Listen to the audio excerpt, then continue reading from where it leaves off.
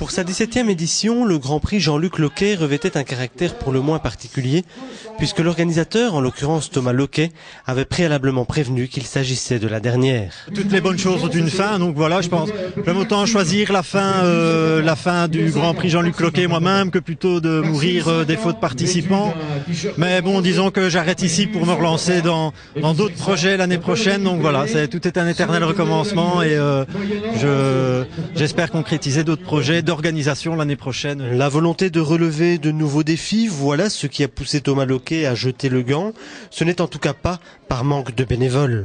J'ai la chance d'avoir quand même derrière moi l'Endurance Team de Chef et je peux vous dire que même lundi je leur ai envoyé le planning de travail et à côté de ça il y en a encore d'autres qui m'ont dit on veut bien venir t'aider. Des gens du peloton que j'ai vu la semaine passée à Elzel qui m'ont dit si tu as besoin d'un coup de main tu viens. Donc j'ai la chance de ne pas être en défaut de bénévole en fait ici.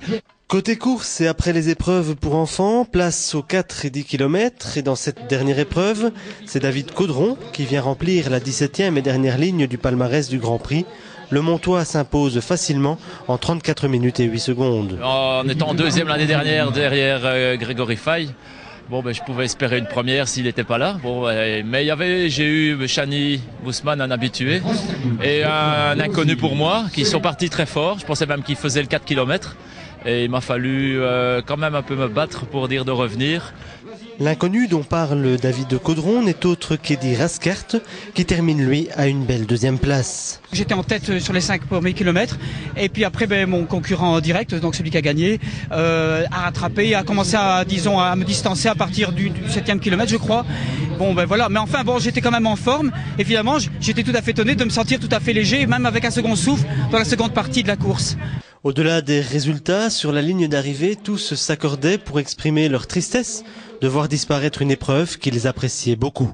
C'est pas les grosses courses de masse dans un village, c'est sympa comme parcours, c'est convivial, on retrouve les coureurs habitués, c'est le vendredi soir, c'est un petit peu différent des autres courses, c'est ça qui est agréable de venir ici.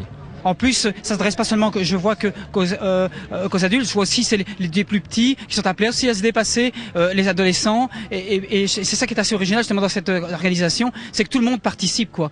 Voilà, du plus jeune jusqu'à 70 ans et peut-être plus, j'en sais rien, mais enfin voilà.